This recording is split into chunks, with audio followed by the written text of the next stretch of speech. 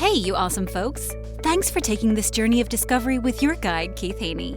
You're listening to the Becoming Bridge Builders podcast, your favorite podcast for everything from racial reconciliation to education innovation, justice reform, and leading change in the 21st century. This podcast is for people who love to be challenged with difficult topics, but want practical solutions to solve these challenging issues. Becoming Bridge Builders makes change possible.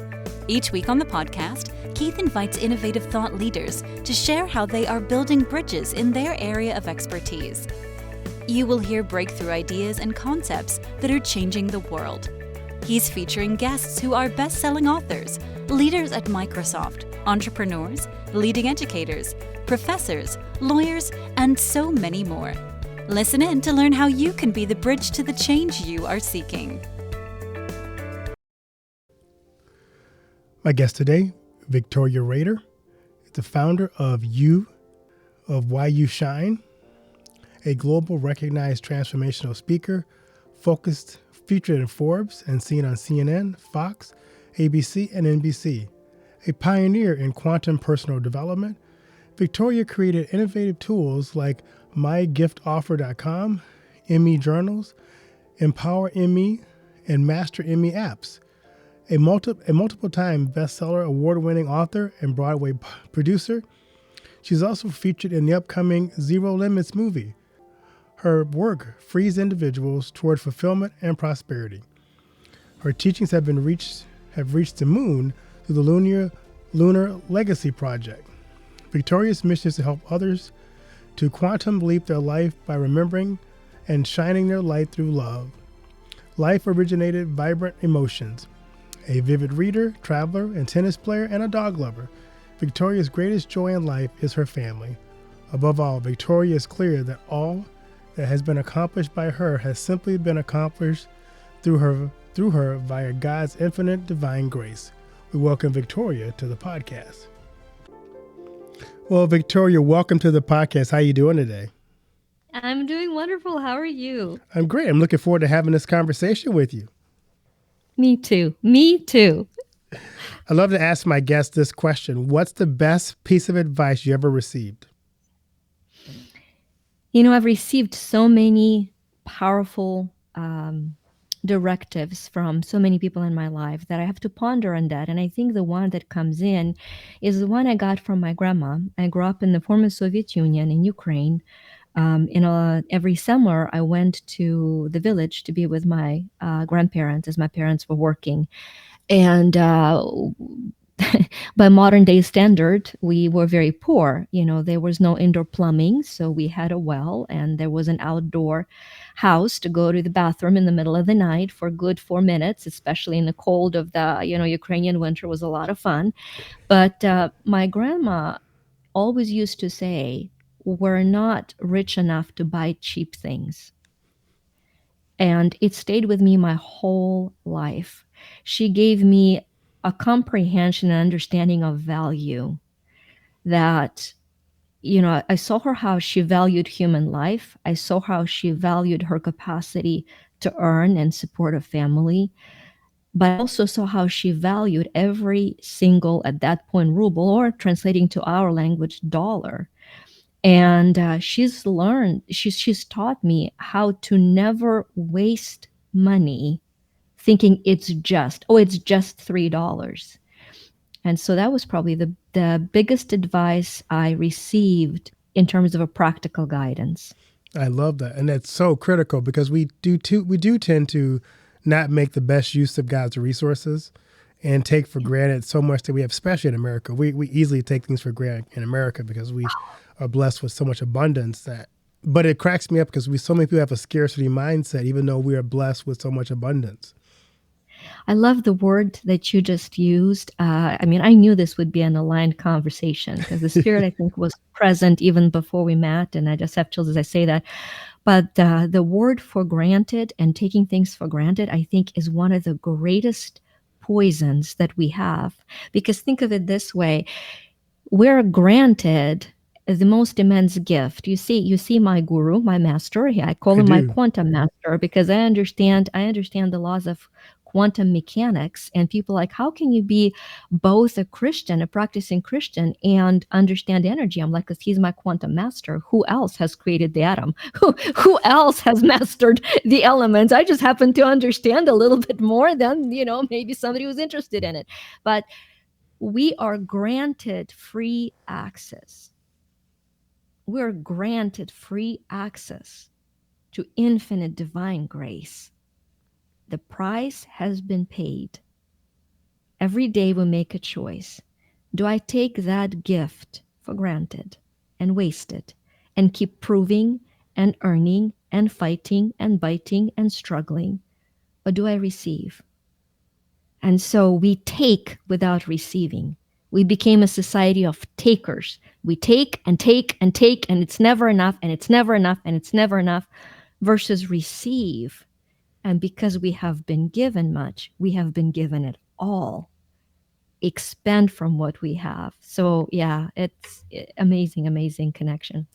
And when you're takers, you also feel like you're privileged, that you should deserve more Entitled. if you just take and don't give back.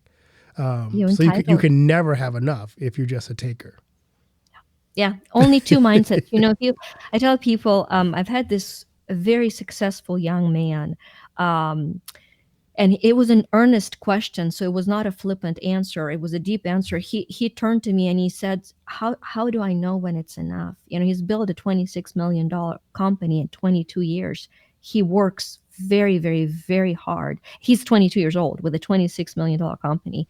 And it is an earnest, hard work labor. He is laying his whole life.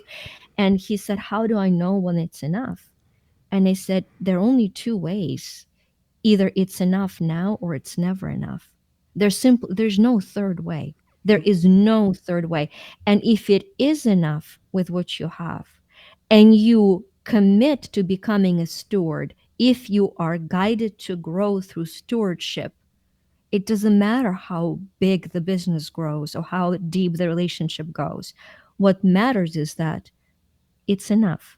And a lot of people are stuck in that. And that's what you've earlier said is the lack mentality. The lack mentality is that one phrase, as soon as, then, when, then. So I pay tithing. And we started paying tithing when I've learned about the power of that. When we had nothing, I stood in the grocery store with my $28 for the week of groceries. Granted, it was 30 years ago, so you could actually buy stuff with that, not just Frappuccino latte, whatever Right. it is. But I stood there and I was looking at it going, how can I pay tithing out of this? But because I committed, paid tithing, incredible miracles actually followed. Like our phone company sent us a refund that we don't remember ever, paying and so forth. But the bottom line is, people get into this lie: as soon as I have more, I will give more. And that is what's keeping them from being more and from having more. What you have is more than enough to grow and expand infinitely. So yeah, start where you are. No, I love that. I'm curious, as we get into this discussion more, who are some people in your life who were mentors for you on this journey? Because we all have those people in our lives we may not always think about, but they were there. It's a chance for you to kind of give them a shout out and thank them for being that important person in your life. I've been very blessed, first and foremost, with my parents growing up in the Soviet Union, where faith was not only not welcomed, but you were persecuted for believing. They encouraged free spirit and they encouraged free seeking, and I saw them take a stand. I was mentored by them through actions, not through words. My dad was a journalist when Chernobyl happened. And for those people that don't know, Chernobyl was the nuclear disaster in Ukraine when one of the nuclear plants, malfunctioned, blew out, and poisoned and killed a lot of people. And he was asked 3 days later to go and report that everything was fine. So he came to the site, came home throwing up, being sick. So clearly he had nuclear poisoning. So clearly things were not fine. And he took a stand on that. And we went from a very socially respected and recognizable family, because he was an editor-in-chief in one of the main newspapers, to losing the status and losing the presence, but gaining something far more important, gaining integrity, gaining wholeness. And when the Iron Curtain fell, he was one of the very few post Soviet journalists that was invited to come to the US for the Exchange of Information Act. He came home and he became the first independent newspaper owner in Ukraine. So that loyalty, that integrity, plus the desire of entrepreneurial spirit. So watching him has mentored me in way unforeseen. And many, many mentors. I've had a blessing to be mentored by Bob Proctor. I'm in the upcoming movie with Joe Vitale, who's a mentor. Greg Reed is a dear friend and mentor. But this is what I'll tell you. I have an agreement with myself that if I know you, I will want to learn from you, and you become my mentor. So, as of this moment, Reverend, you are my latest mentor in life. And I will leave this conversation enlightened, and I know that for a fact. Wow, that's amazing. I love that perspective though, because you're right. You never know if you're open to it, who can be those people in your lives who are powerful influences in your life. So, Victoria, tell me about what led you to find your group, why you two shine. Because I'm curious. I went online, looked at some of the things on there, and there was some fascinating stuff. Tell us about the background behind that program. Yeah, so You to Shine was founded in 2013. 2013, there was this saying, right? There was the best of year, there was the worst of year. That was a very true for me. In 2013, I was a top producing real estate agent. Was in 1% for both US and Canada, and I had an immense book of business pending. And all of a sudden, one person at a time, I started losing very dear family members and friends for different reasons. In February, my aunt died in Moldova, and we had to fly to this very unexpected funeral. And then, March comes and I lose my uncle, and then I lose my cousin who drowns at a very young age. By the end of that year, I have lost 11 people, almost with this once a month thing, and found myself at a very dark time in my life. And what I had to have come to complete peace with is understanding, honoring, and loving death as much as understanding, honoring, and loving life. And understanding that the gift of death is what helps us to redefine life fully and completely, which to me is finding that spark of light that God placed in you, polishing it and shining it relentlessly. Like that understanding of being the light no matter what, that was the year of discovering that. So in November, knowing what it meant, living what it meant, I founded a company that was called You to Shine, and its whole purpose was shining the light you came to shine unapologetically. And what you have is enough. And then what I've started learning with the company, I started as a business coaching, allowing for people to really show up as who they are, and explaining to them that you can lose people that you will be put off by, and it is wonderful because it creates space for people that can welcome you. And then it started growing into additional practices of energy healing and of understanding the universal laws. And so I've brought past students and clients who have shifted their lives so significantly that now they became a part of this vision. And so You to Shine is now over a decade old company, and we are sharing quantum personal development, but the message is still the same. Be the light that you've come to be and put it in the spotlight. It is your duty. Oh, I love that. You've also created some other things, like some innovative tools like mygiftoffer.com and the Me Journals. Tell us about the Me Journals. Yeah, Me Journals. Listen, I can tell you very honestly and very upfront that every single product I've ever created is because either I or somebody on my team needed it and it wasn't available. So it was created. As I've mentioned, I've lost so many people. And what I've learned is that just because their body dissipates, their spirit does go on, and they do have messages for us, and you can communicate with people you love, and you can still convey to them things that matter to you. And so Hear Me Journal was born, journaling beyond the veil, which is a way to heal during a time of loss and continue closeness of conversation. We've just had some most tender stories. Usually this journal comes into person's awareness when they have just lost somebody or about to lose someone, and it never stops to amaze people about that timing. The one that I'm pouring my heart into right now, and now I understand why you and I had a little conversation. I said, I know what I'll talk about, is Worthy Me. And that is a journal that helps people to redefine their worth. Because until you remember that you're worthy of God's love no matter what, you're going to come up with excuses to dim your light because you're unworthy. Yeah, English has an issue. We look at worth and worthiness, and yet the adverb is I'm unworthy, and that's where the confusion is. You are worthy of God's infinite love. You don't need to do anything. You're worthy of atonement. You don't have to do anything but accept and receive it.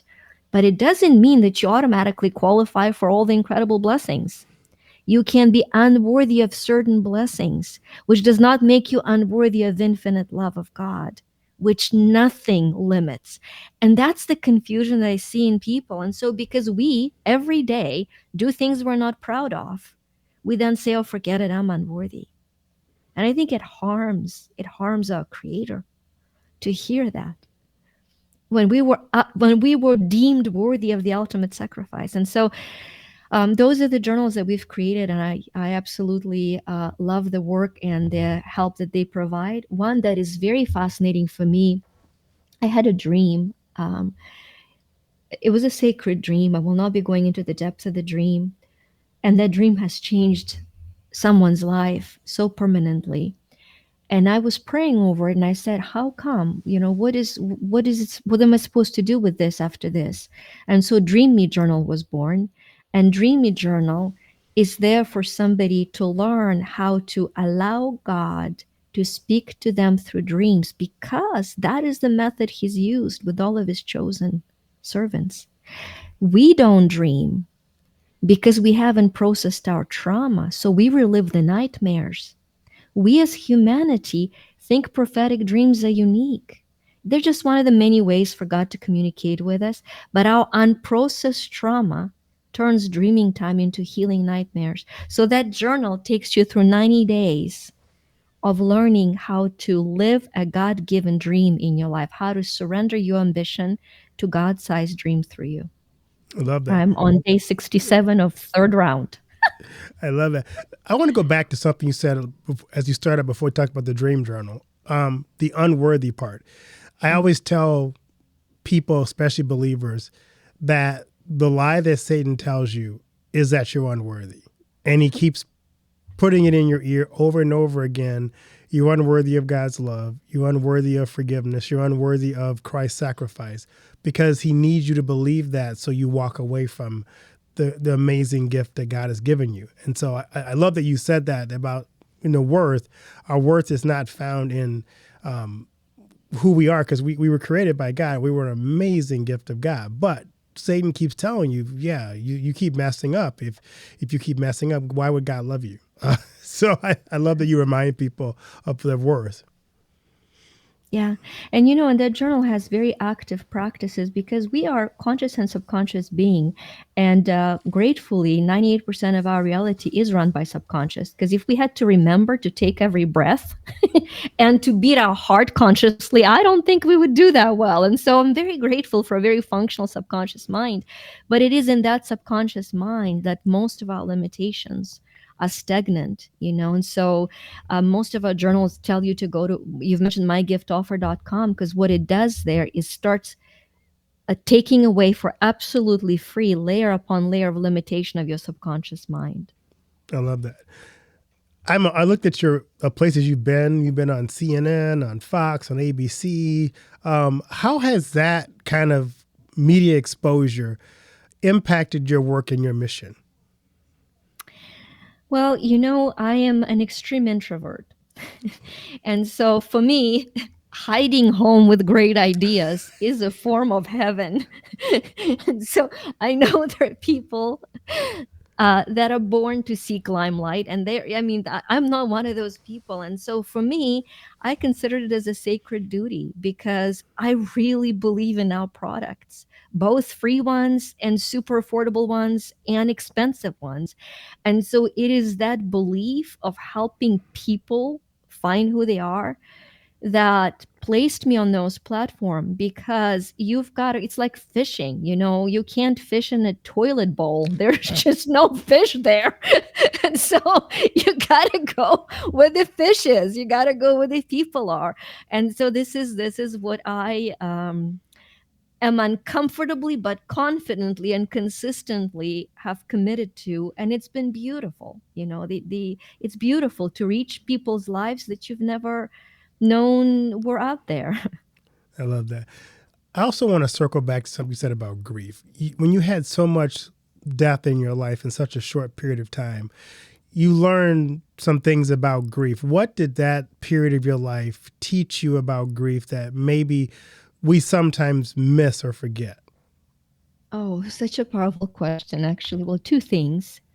One, I'm an entrepreneur, so very practical. I'm going to talk about the app that has helped thousands of people heal. But first, spiritual before practical. What I've learned is that both grief and joy reside around our heart and in our lungs. And that it is the depth of grief that provides for the depth of joy. That the fear of grief or inability to process it is what takes joy away. But when we become friends with grief and we honor it and we release it, it's like grief carves a canyon that joy has room to fill. I love animals. I have 4 dogs. I don't recommend it. It's probably a sign of addiction, but I have 4 dogs at home. you know, and I've lost some of the animals that I just love dearly, and so many of my friends will say, it takes you out so much and you grieve over them. And I say, yes, but the joy of having them so far outweighs the grief of saying goodbye.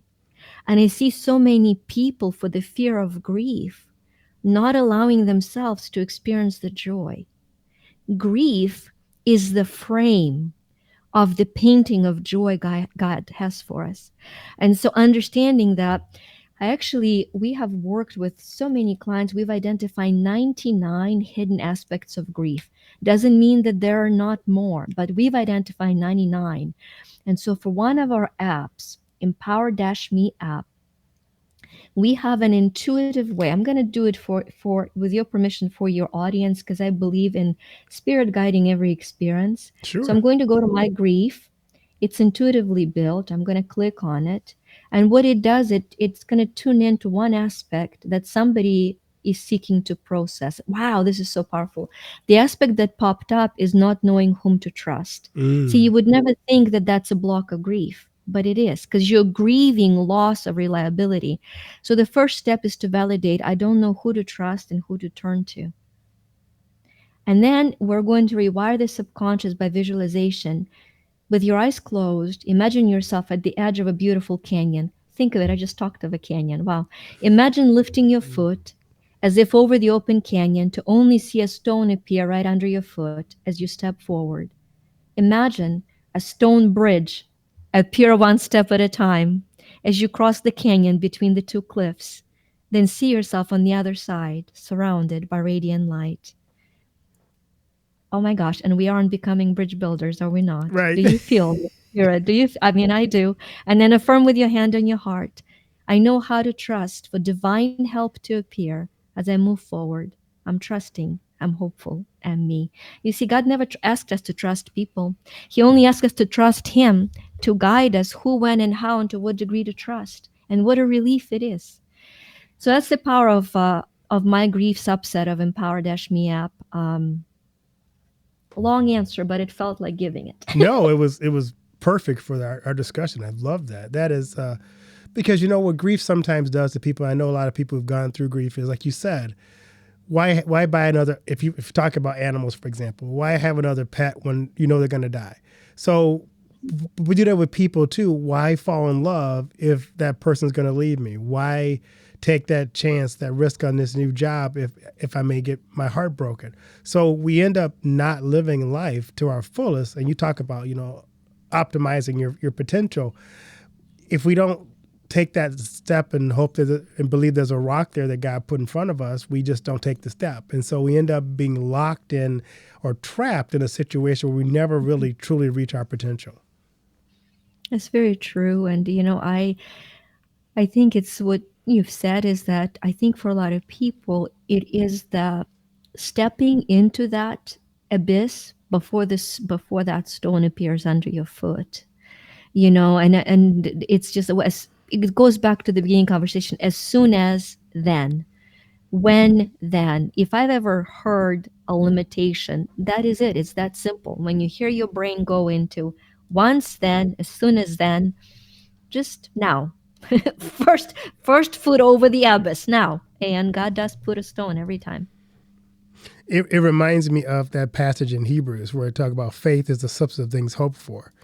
That's exactly the picture you painted with that bridge of it's not faith to go, oh, look, there's a bridge here, let me walk across it.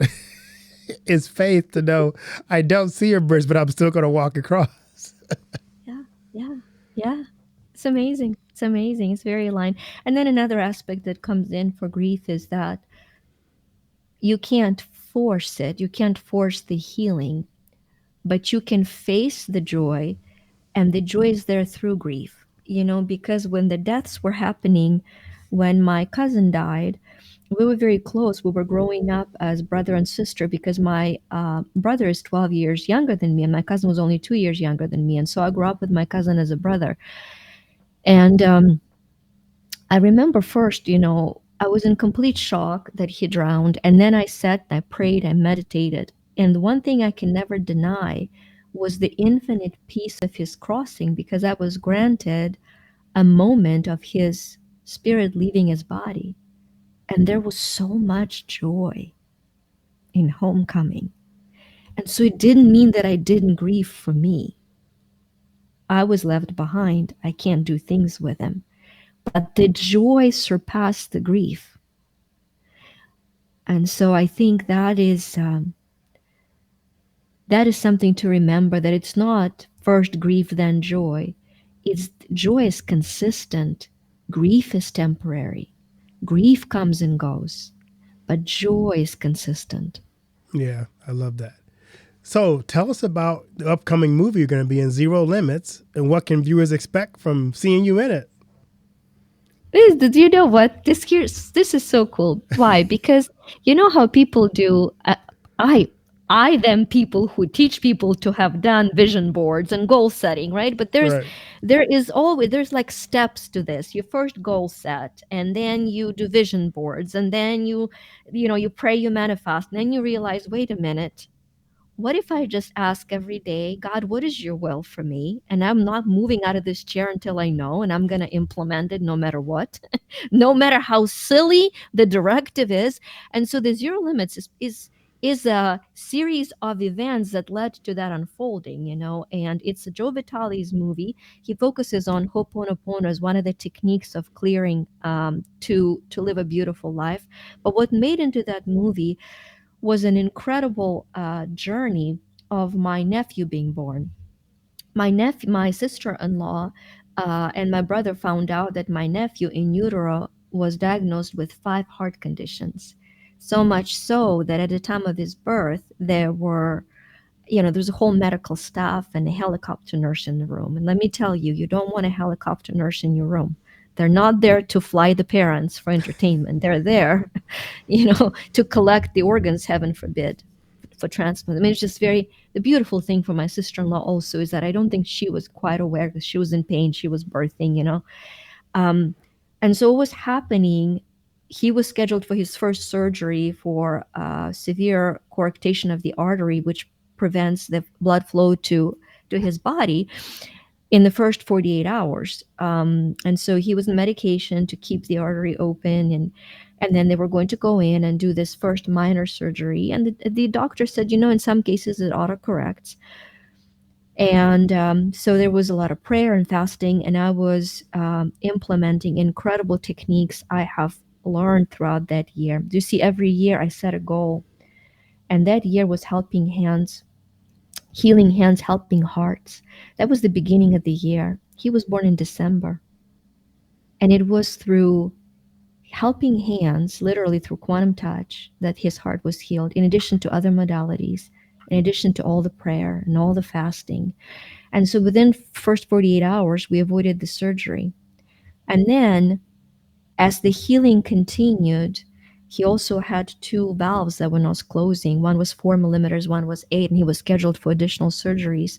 And we've seen through God's grace and through all this skill that I've acquired, others acquired, and the power of prayer coming together, that over the first year of his life, every one of those have completely healed. His file actually says medical miracle, medical miracle.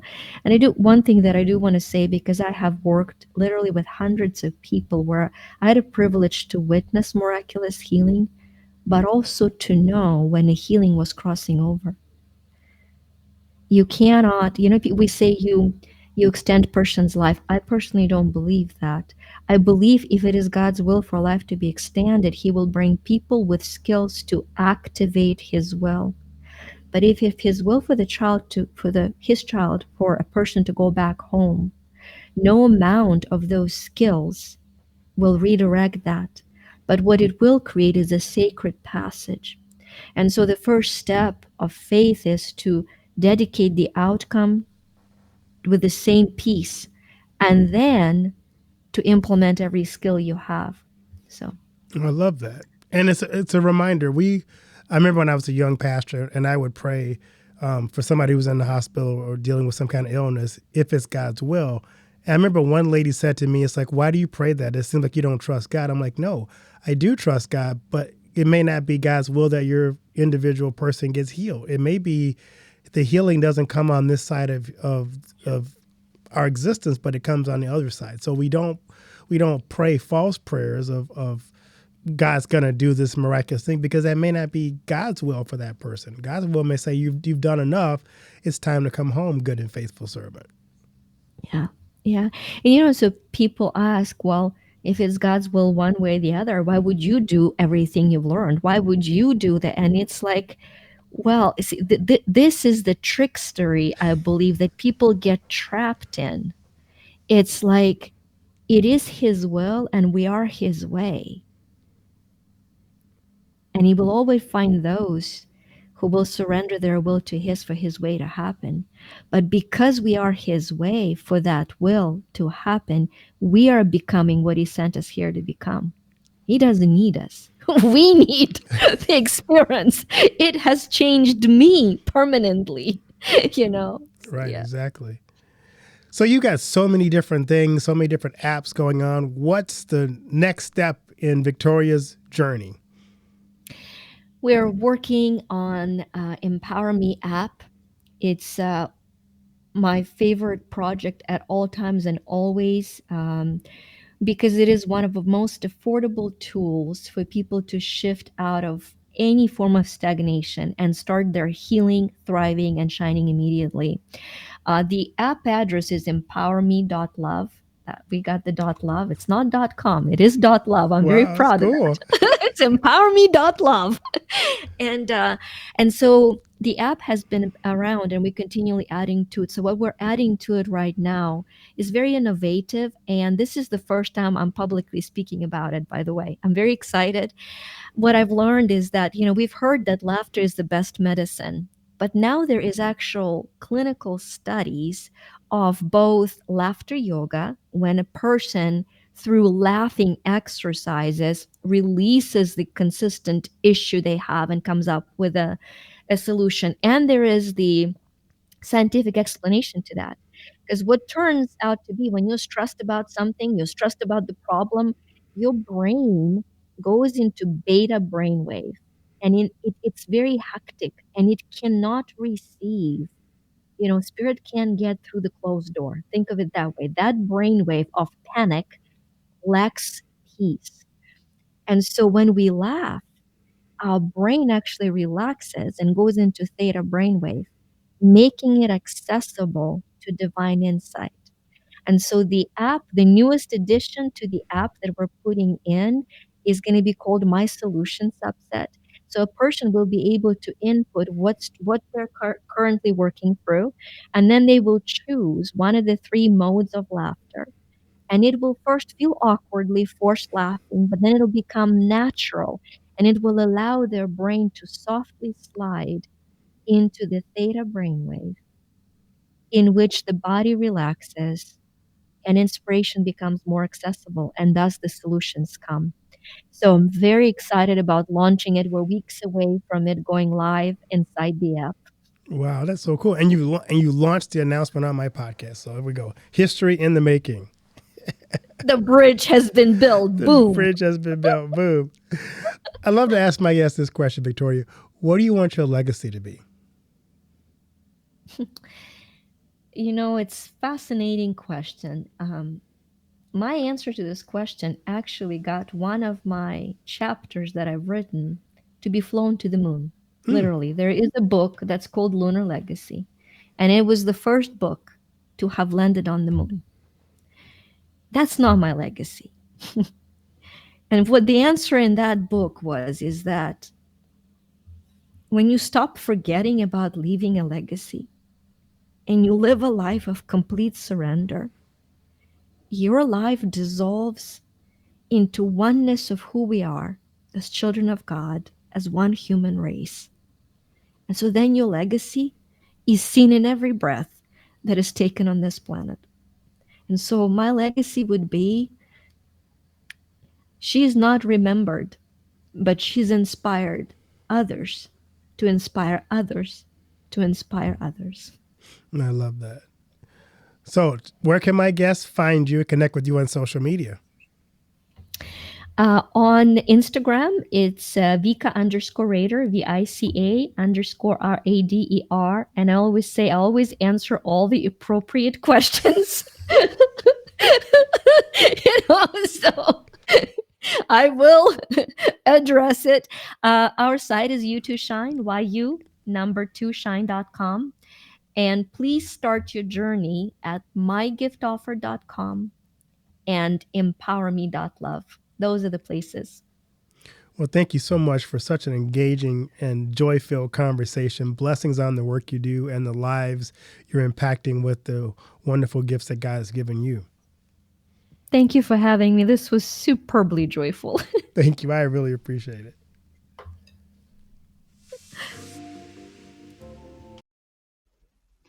Do you know that most entrepreneurs hit a revenue ceiling and have no idea why?